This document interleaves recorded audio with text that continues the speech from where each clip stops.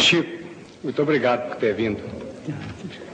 Em nome da equipe, eu também precisava de você nessa despedida. A nossa pergunta é simples. O que pensam os chamados benfeitores espirituais quanto à posição do Brasil atual, seja no terreno político ou social?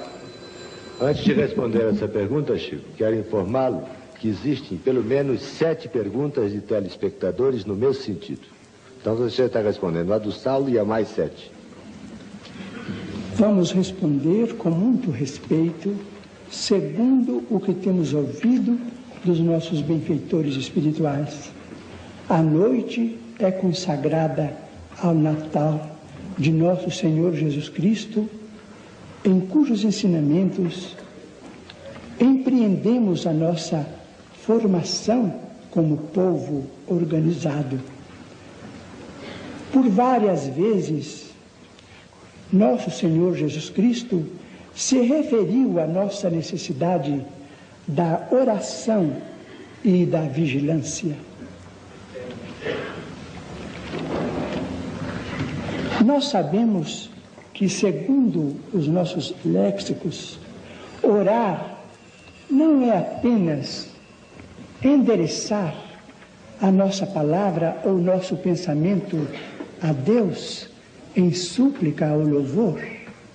Orar significa também discursar, expor os nossos pontos de vista, e por isto mesmo a oração é uma das expressões mais vivas do espírito democrático do cristianismo, porque cada um de nós ora segundo as suas possibilidades de crer ou de interpretar o fenômeno da fé. Então, sem qualquer expressão eufemística, declaremos que a posição atual do Brasil é das mais dignas e das mais encorajadoras para nós, porque a nossa democracia está guardada por forças que nos defendem contra a intromissão de quaisquer ideologias vinculadas à desagregação. Precisamos honorificar a posição atual daqueles que atualmente nos governam, que vigiam sobre os nossos destinos. A oração e a vigilância, preconizadas por nosso Senhor Jesus Cristo, se estampam com muita clareza em nosso governo atual. E nós todos vamos dizer, com os nossos benfeitores espirituais, devemos orar muito, pedir muito a Deus e unir os nossos pensamentos para que a união seja preservada dentro das nossas forças armadas, para que nós tenhamos o direito de orar, isto é, discursar, permutar livremente os nossos pontos de vista, dar os nossos pareceres, emitir as nossas opiniões em matéria de vivência particular e coletiva. Portanto, com todo o respeito e sem nenhuma ideia de bajulação, falo pessoalmente de minhas pequeninas confabulações com os espíritos amigos e profundamente amigos do Brasil cristão em nosso Senhor Jesus Cristo. Digo que nós devemos pedir para que tenhamos a custódia das Forças Armadas até que possamos encontrar um caminho em que elas continuem nos auxiliando como sempre, para que nós não venhamos a descambar para qualquer desfiladeiro de desordem. Nós não podemos ignorar, muitas vezes, abramos um parênteses, muitas vezes muitos de nós acreditam que as Forças Armadas devem apenas funcionar nas ocasiões de beligerância, nas ocasiões de guerra, diante do mundo civil. Mas a verdade é que espiritualmente nós estamos em grande conflito.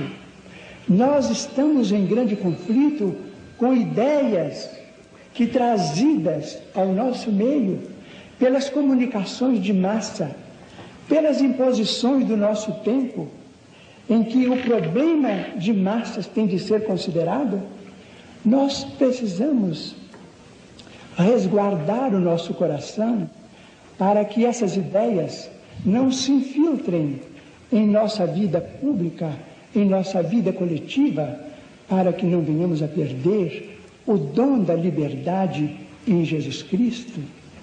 Nós sabemos que a persuasão química, a própria chamada felicidade química, podem ser trazidas ao nosso povo através de governos que possamos aceitar com invigilância. Essas ocorrências eliminariam de nossa vida a nossa possibilidade de viver como povo livre.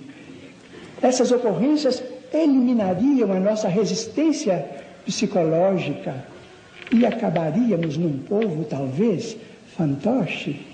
Vamos agradecer a situação atual do Brasil, porque o Brasil desfruta de ordem, o Brasil está sob o império da lei, e se a Terra está equilibrada no campo cósmico, é porque a Terra obedece a leis. Se o homem está agora deslanchando para outros mundos através do nosso satélite, não foi desordenadamente que os nossos grandes astronautas conseguiram semelhante realização. Eles atenderam a leis, obedecem a leis. Os foguetes da astronáutica obedecem a leis. Nós estamos sob o império da lei e devemos ser gratos a Deus e cooperar para que não venhamos a perder a ordem, porque a ordem é como a luz do sol.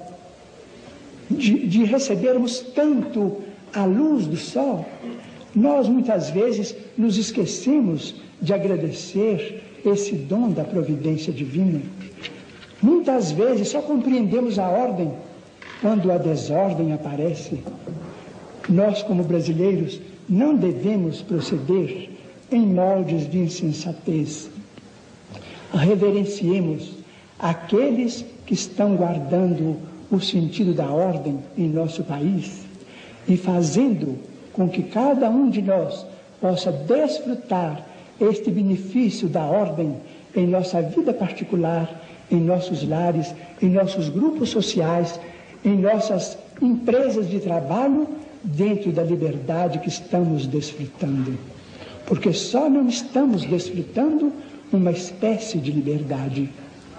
Aquela liberdade de prejudicar a comunidade.